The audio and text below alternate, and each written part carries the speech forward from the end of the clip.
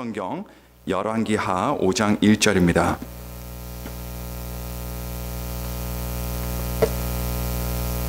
열왕기하 5장 1절, 구약성경 567면을 여러분께서 열어주시면 감사하겠습니다.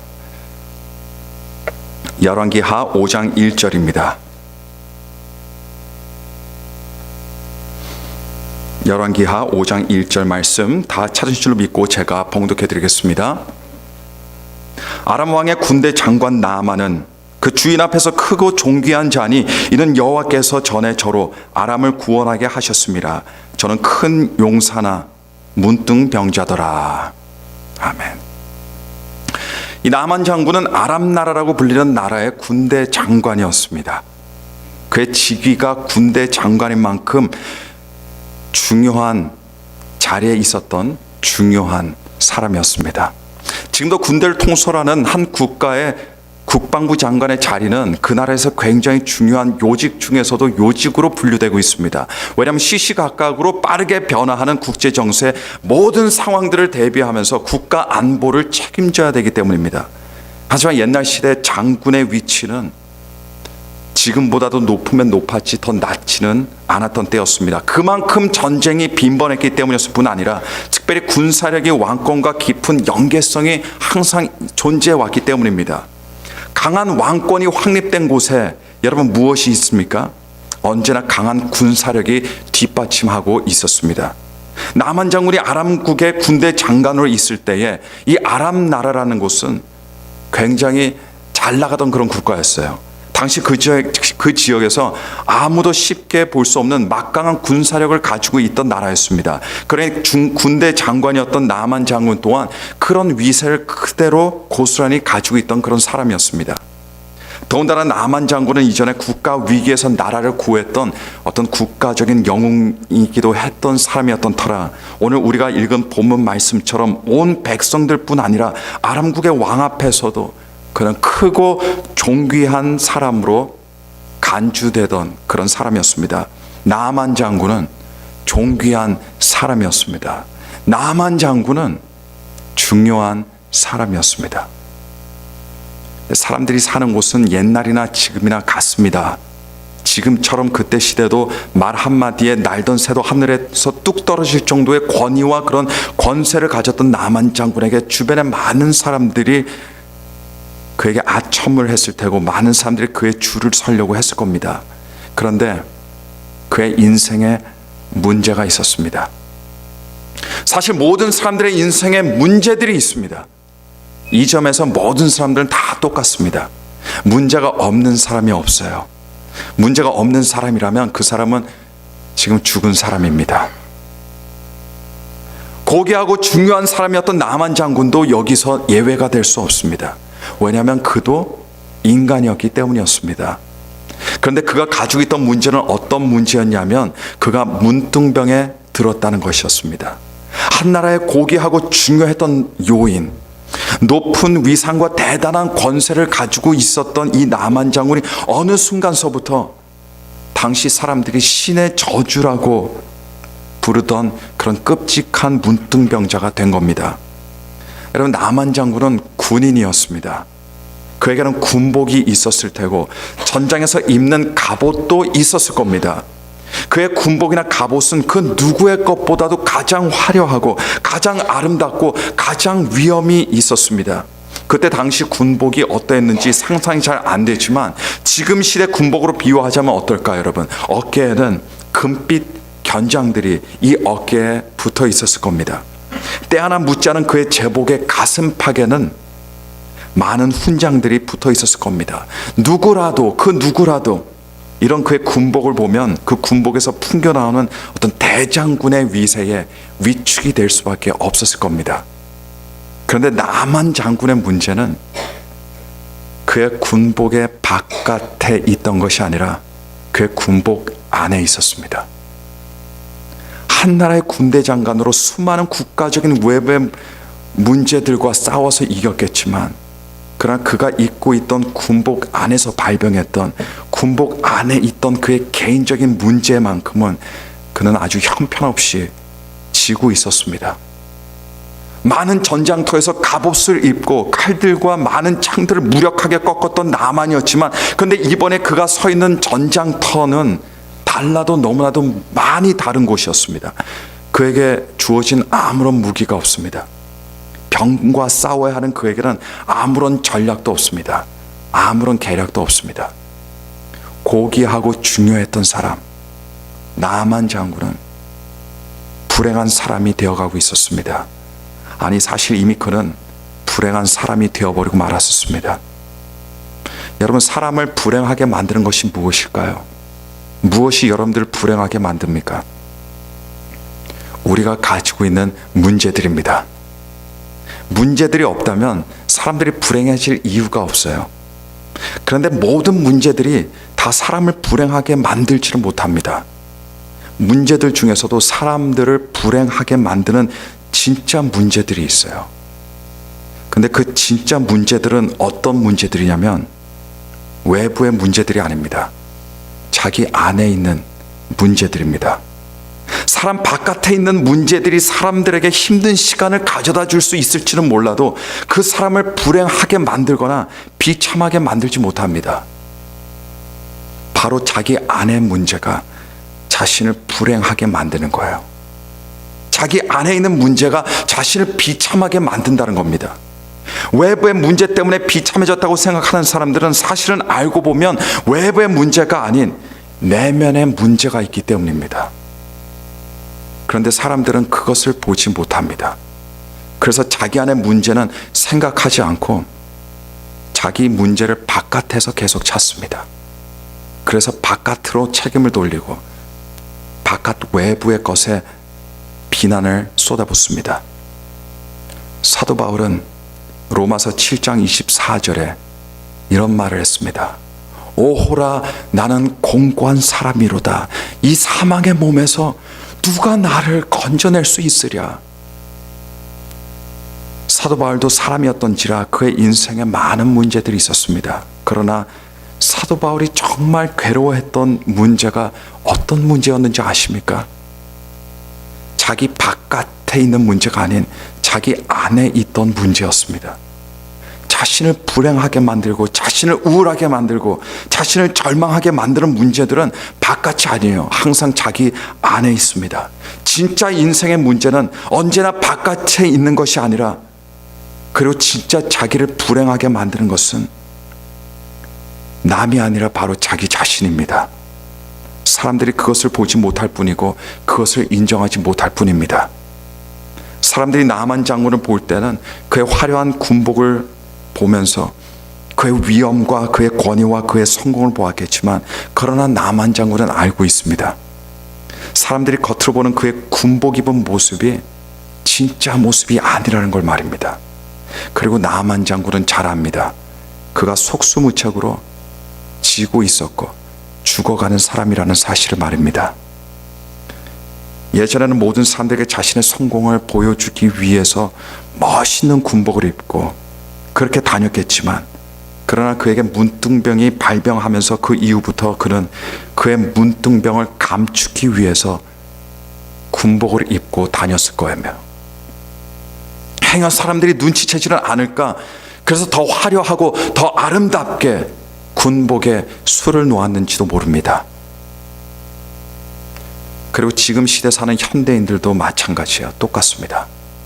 현대인들이 하는 많은 일들이 그저 자신이 입고 있는 군복을 보다 화려하게 만들고 그 옷을 치장하고 그리고 그 옷에 술을 놓고 있습니다. 근데 정작 문제는 자기 옷 바깥이 아니라 자기 옷 안에 있는데 말입니다. 나만 장군에게 있어서 아무리 군복으로 자신의 문제를 가렸다고 해도 그가 입은 제복 안에는 사람들이 보지 못하는 문둥병이 계속해서 퍼져가고 있었습니다. 그의 살은 썩어 들어가고 있었습니다. 그리고 썩어 들어가는 그의 살에서 누런 고름이 날마다 나오고 있었어요. 그가 아무리 멋있는 제복을 입었어도 문둥병자라는 사실은 어디 다른 데 가지 않습니다. 그 사실은 변하지 않습니다. 제가 어릴 적 초등학교 시절에 한 2년 정도 보이스카우트 대원으로 있었습니다. 보이스카우트를 했던 결정적인 이유는 보이스카우트들이 입고 다니는 옷이 너무 멋있었기 때문이었어요. 어릴 적에 그 유니폼이 얼마나 멋있게 보였든지 그 옷만 입고 있으면 뭔가 제가 달라진 그런 사람이라는 착각을 할 정도였습니다. 그리고 그 유니폼을 입은 아이들만 보면 굉장히 멋있게 보이고 달라 보였어요. 그래서 저도 보이스카우트에 들어가게 됐습니다. 처음에는 너무 좋았어요. 보이스카우트에 처음 가입했을 때 이 보이스카우트 모임만을 눈 빠지게 기다렸습니다. 그날만큼은 학교 등교를 할 때 그 유니폼을 입고 등교할 수 있기 때문이에요. 그리고 훈장과도 같은 어떤 기능장들이 있는데 그것들을 하나씩 받아서 유니폼에 붙일 때마다 기분이 너무나도 좋았습니다. 왜냐하면 다른 사람들에게 보여줄 수 있는 것이기 때문이에요. 하지만 시간이 지나니까 보이스카웃이 식상해졌어요. 유니폼이 더 이상 매력적으로 느껴지지 않았습니다. 더 이상 멋있어 보이지 않았어요. 왜냐하면 그래도 내 자신은 똑같기 때문입니다. 달라지는 것이 없기 때문이에요. 유니폼이라는 것은 나름 의미가 있습니다. 하지만 겉에 입고 있는 것이 중요한 것이 아닙니다.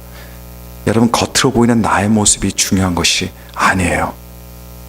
아무리 무사람들 앞에서 웃고 있어봤자 내 마음속에 있는 내가 울고 있다고 한다면 바깥으로 사람들에게 내비치는 웃음은 아무런 의미가 없는 웃음이 됩니다. 아무리 사회적으로 좋은 조건을 갖추고 출세하도 그것들은 바깥으로 입고 있는 나만 장군의 제복에 불과한 것들입니다. 나만 왕이 입은 제복을, 나만 장군이 입은 제복을 사람들은 경이롭게 쳐다보겠지만, 그러나 그의 제복 안에 감춰져 있는 것은 인간의 한계와 인간의 나약함으로 걱정과 근심 속에서 좌절하고 그리고 무서워 떨고 있는, 병으로 인해서 무서워 떨고 있는 나만의 자아였습니다. 그게 나만의 진짜 자아였어요. 그가 자신의 문둥병을 고침받기 위해서 고국을 떠나 먼 이스라엘 땅으로 들어갔습니다. 그리고 요단강에서 몸을 씻으라는 하나님의 사람인 엘리사 선지자의 지시대로 요단강 앞에 섰습니다. 그런데 그 요단강 앞에서 그가 입고 있던 그 화려하고 아름다운 옷을 벗어야 했습니다. 그 옷을 입고 있을 때는 그가 화려하게 보이고 위험 있게 보이는 장군이 될지는 몰라도, 그러나 벗으면 달라집니다. 그 제복을 벗는 순간 그를 덮어주는 것은 아무것도 없습니다. 그를 치장해 주는 것도 아무것도 없어요. 그가 자신의 제복을 벗는 바로 그 순간 그는 그저 한 인간으로 그곳에 서게 되는 겁니다. 사실 나만 장군이 처음 엘리사에게 갔을 때 나만 장군의 마음에 분노가 일어났습니다. 왜냐하면 자신이 엘리사 선지자를 찾아갔을 때 이 엘리사 선지자가 신발 신지도 않은 채 집에서 뛰어나와서 자기를 맞이해 줄 줄 알았는데 그런 일이 일어나지 않았기 때문이에요. 나만 장군은 자기가 고귀한 사람인 줄 알았습니다. 자기가 중요한 사람인 줄 알았습니다. 그래서 그런 옷을 입고 있다라고 생각했습니다. 그런데 정작 엘리사 선지자는 집 바깥으로 한 발자국도 나오지 않고 오히려 자기의 종을 시켜서 나만 장군이 해야 될 일을 일러 주었습니다. 그 순간이 여러분 어떤 순간인 줄 아세요? 그의 자존심이 무너지는 순간이었습니다. 그의 자부심이 벗겨지는 순간이었습니다. 이상하게도 어디 가서나 통하고 빛을 발하던 그의 제복이 엘리사 선지자에게만큼은 통하지 않았습니다. 이스라엘 왕도 그의 제복 앞에서 잔뜩 긴장을 하며 떨었는데 엘리사 선지자에게는 그가 달고 있던 훈장들도 여러분 아무런 소용이 없었습니다. 엘리사 선지자는 요단강가에서 실제 나만이 입고 있던 제복을 벗게 하기 전에 나만 장군의 자아의 겉옷을 벗겨내었던 겁니다. 그리고 요단강가에 갔을 때는 그가 입고 있던 그 육신의 제복마저 벗어 던지게 했던 겁니다. 그 제복이 벗겨지자 그의 눈앞에 드러난 것은, 그와 함께 있던 사람들의 눈앞에 드러났던 것은 그 썩어 들어가던 살이었어요. 아름다움이 전혀 없는 그 몸뚱아리 뿐이었습니다. 그의 몸을 보니까 전혀 그가 고귀하고 중요한 삶으로 도무지 보이지가 않는 겁니다. 사람들이 하나님을 만나고 싶어 하지만 잘 만나지 못합니다. 왜냐하면 만남의 시작이 잘못되었기 때문입니다. 사람들이 하나님을 만나고자 할 때 사람들은 많은 것들을 입고 하나님께 나와요. 많은 것들을 걸치고 하나님께 나옵니다. 나만 장군이 입었던 제복을 그대로 입고 나옵니다. 그렇지만 하나님께서 만나주시는 사람들은 그런 사람들이 아니에요. 하나님께서 만나주시는 사람들은 벌거벗은 채 하나님을 만나는 사람들입니다. 자신의 꾸며진 모습이 아니라, 자신의 어떤 가식적인 모습이 아니라, 만들어진 모습이 아니라 있는 모습 그대로, 벌거벗은 모습 그대로 창조주이신 하나님께 하나님의 피조물로 나오는 사람을 하나님께서는 만나주시게 됩니다. 왜냐하면 그것이 그 사람의 진짜 모습이기 때문입니다. 자기의 진짜 모습을 보아야 진짜 하나님을 볼 수가 있습니다. 그리고 자기의 진짜 모습을 보아야 진짜 하나님을 만날 수가 있습니다. 하나님께서는 나만 장군의 문둥병을 고치시기 전에 무엇을 먼저 하셨습니까? 나만 장군의 제복을 벗기셨습니다. 나만 장군이 요단강가 앞에서 벌거벗은 채 서 있던 문둥병에 걸린 자기 모습을 보면서도 자기가 아름다운 사람이라고 생각했을까요? 자기가 고귀한 사람이라고 생각했을까요? 자기가 중요한 사람이라고 생각했을까요? 누구보다 더 나은 사람이라고 생각했을까요? 자신이 특별한 사람이라고 생각했을까요, 여러분? 아닙니다. 자기의 진짜 모습을 볼 수 있었던 순간이었습니다. 나만 장군은 벌거벗은 모습으로 요단강에 들어가서 문둥병이 치유되는 그 기적을 겪고 나서야 정말 누가 고귀한 존재인지, 정말 누가 중요한 존재인지, 누가 누구를 도울 수 있고, 누가 누구를 위해 존재하고, 누가 누구에게 영광을 돌리고, 누가 정말 힘이 있고, 누가 정말 지혜가 있는지 나만 장군은 그 순간 알게 되었다는 겁니다. 그래서 열왕기하 5장 15절에 보시면 나만 장군이 이렇게 고백해요.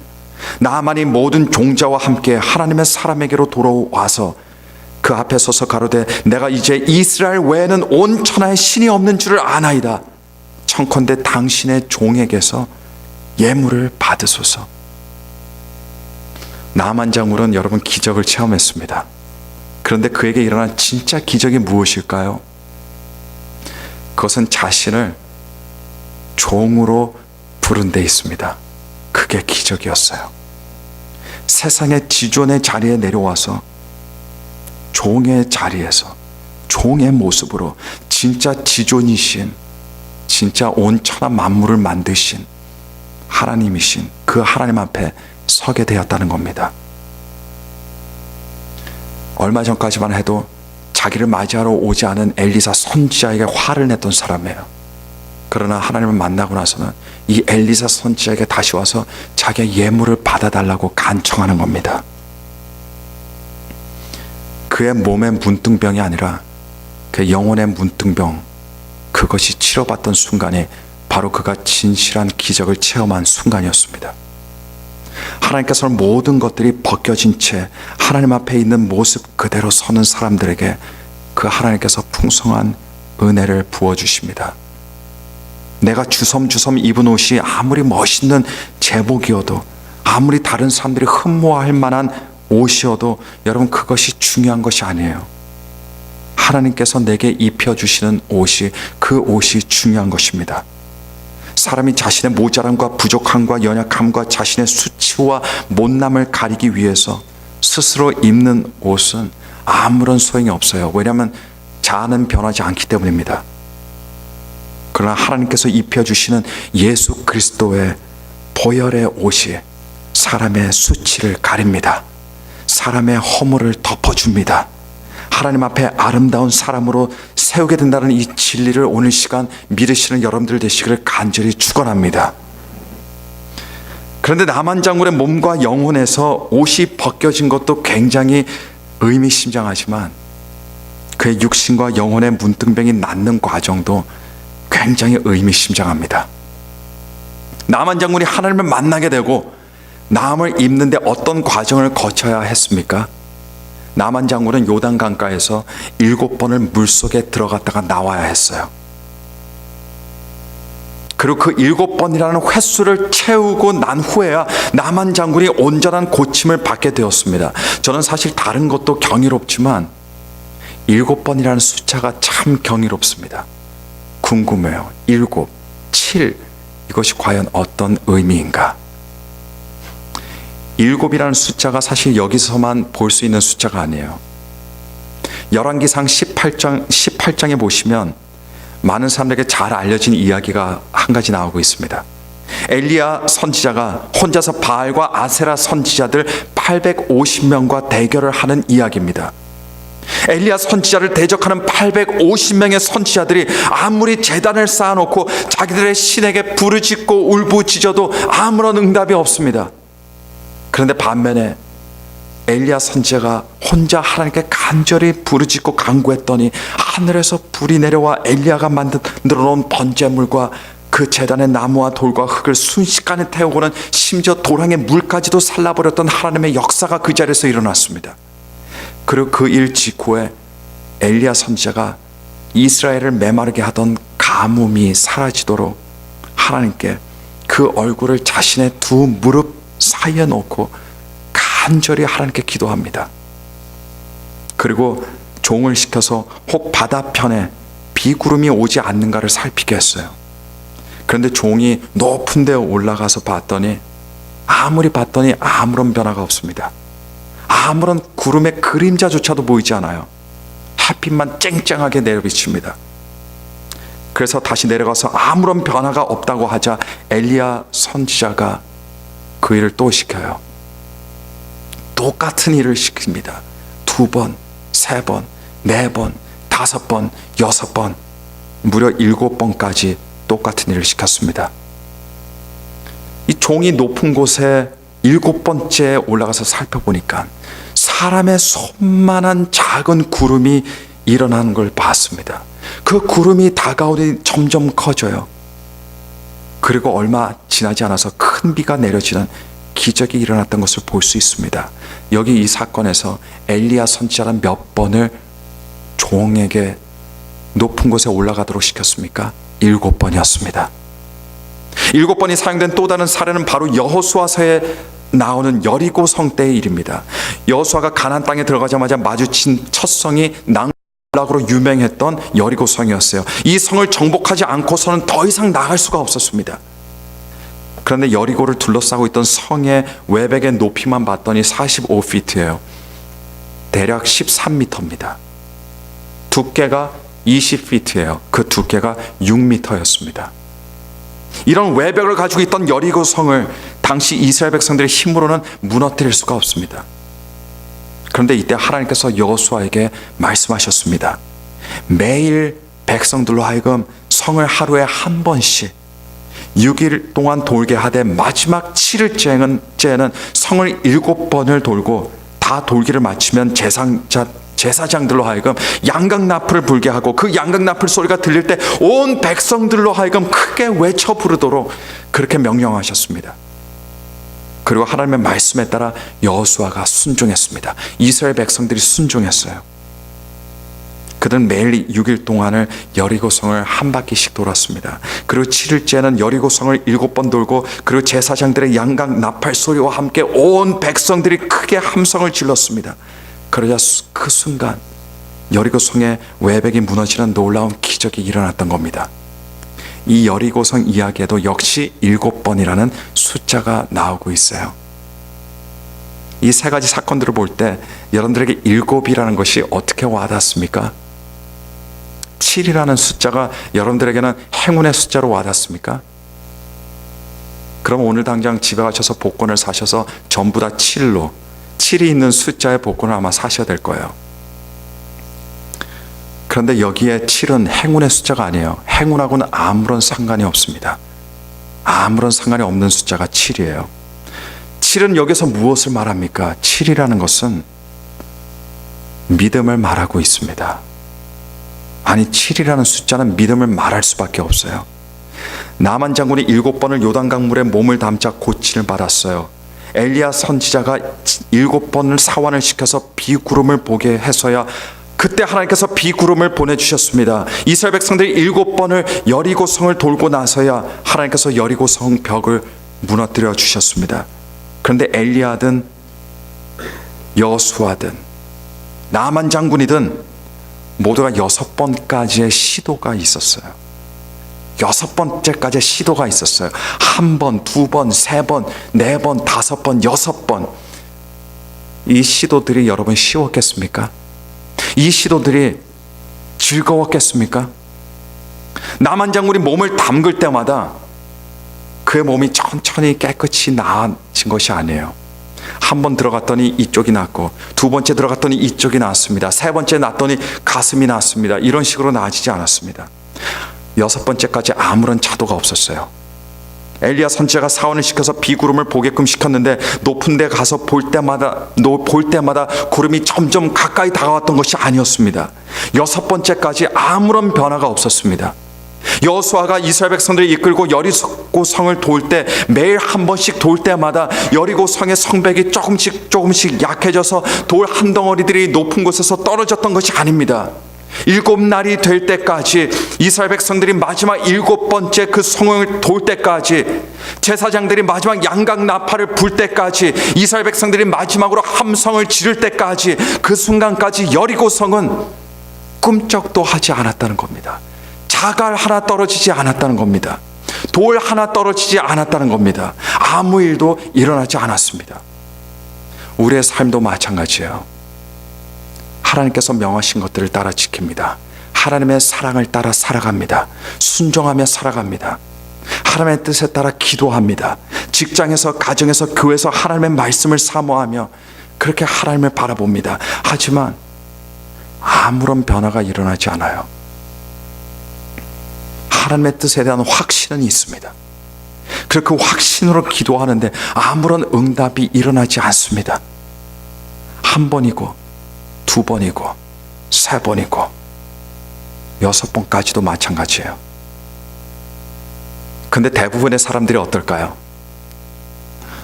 대부분의 사람들이 어떻습니까?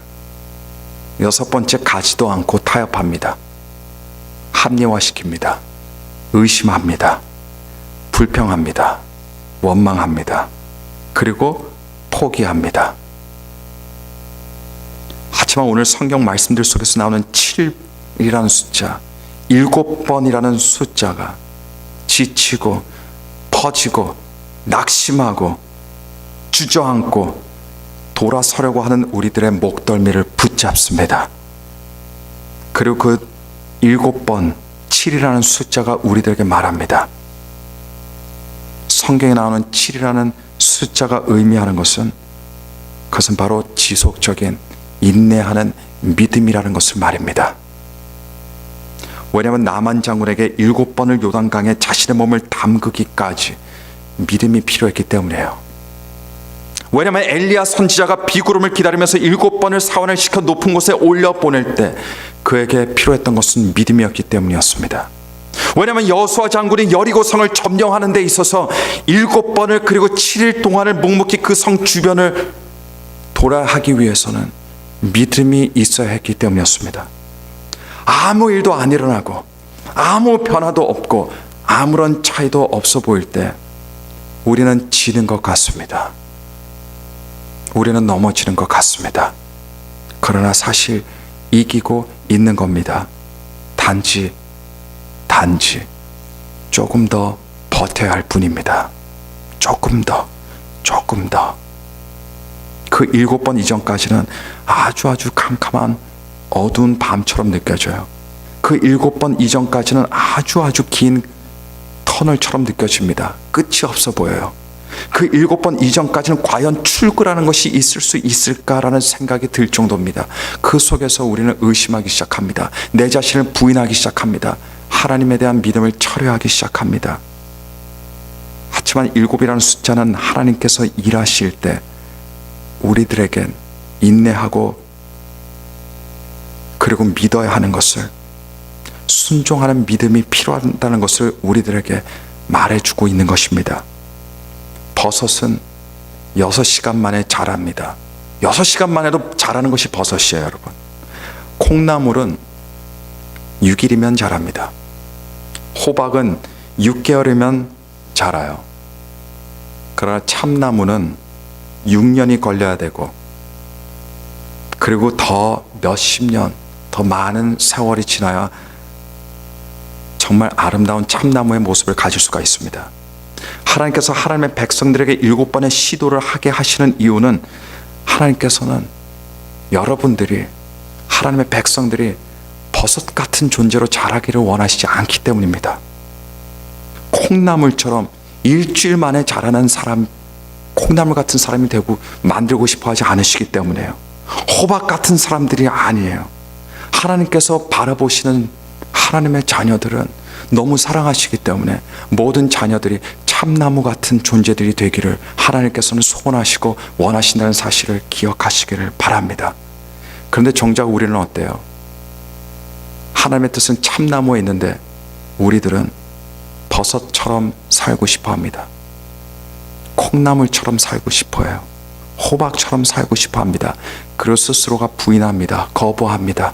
하나님, 참나무 되기 싫습니다. 지금 당장 은혜를 주십시오.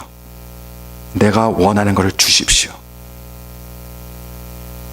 여러분들이 버섯 같은 사람이 되는 데에는 여러분께서 버섯 같은 사람이 되고 싶어 하기 때문입니다.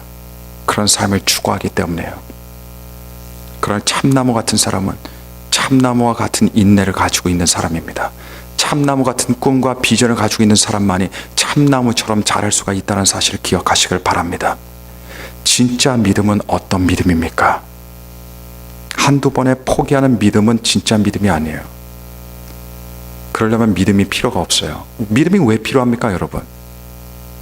진짜 믿음은 3번, 4번에 좌절하는 믿음이 아닙니다.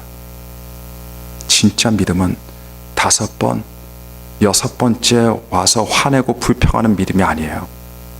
진짜 믿음은 끝까지 가는 것이 진짜 믿음입니다. 이런 믿음 없이 여러분께서 믿는다고 말씀하지 마시길 바랍니다. 제 일은 참 여러 가지가 있어요. 그러나 제가 가지고 있는 중요한 일들 중에 하나가 무엇이냐면 성도들에게, 여러분들에게 답을 주는 것이 아니라 여러분들에게 인내하게 하는 것이 제 일 중에 하나입니다. 제가 답이 없을지라도 무조건 여러분들에게 인내하도록 합니다. 왜냐? 그것이 믿음이기 때문입니다. 왜냐? 그래야 하나님의 응답을 받기 때문입니다. 왜냐? 그래야 하나님의 축복을 받기 때문입니다. 왜냐? 그래야 하나님의 뜻을 분별해서 알 수 있기 때문입니다. 그래서 때로는 여러분들이 짜증이 날지도 몰라요. 여러분께서 원하시는 것은 당장의 은혜와 당장의 축복과 당장의 해결과 당장의 어떤 좋은 것인데 제가 해드릴 수 있는 것은 어떤 상황에서든지 어떤 환경에서든지 인내하게 만들기 때문입니다. 그러나 그것은 제가 하나님께 받은 사명입니다. 하나님께서 여러분들에게 원하시는 겁니다. 하나님께서 여러분들에게 의도하신 겁니다. 왜냐? 여러분들을 참나무 같은 사람들로 만드시길 원하시기 때문입니다. 하나님의 영광을 드러내는 사람들로 만드시기 때문입니다. 하나님께서 여러분들을 사랑하시기 때문입니다. 하나님께서 여러분들을 너무나 깊이 생각하시기 때문입니다. 그 아버지의 마음을 여러분께서 조금이라도 이해하시는 여러분들 되시기를 바랍니다. 영혼의 참나무 같은 사람은 있는 모습 그대로 하나님 앞에 섭니다. 뭐 이상한 거 입는 것이 아니에요. 세상의 타이틀을 입고 있는 것이 아닙니다.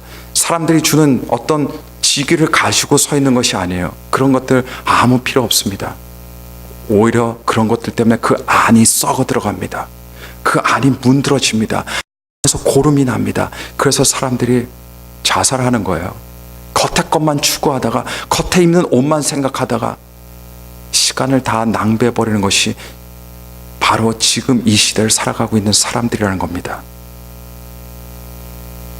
한순간에 반짝이는 믿음으로 하나님 앞에 서시는 여러분들이 되는 것이 아니라 끝까지 하나님 앞에 빛을 발하는, 하나님을 붙잡는 하나님의 자녀들이 되기를 간절히 축원합니다. 그런 하나님의 자녀들이 될 때 여러분들의 삶에 하나님께서 놀라운 은혜를 부어주십니다. 놀라운 변화를 주신다는 사실을 기억하시기를 간절히 바랍니다.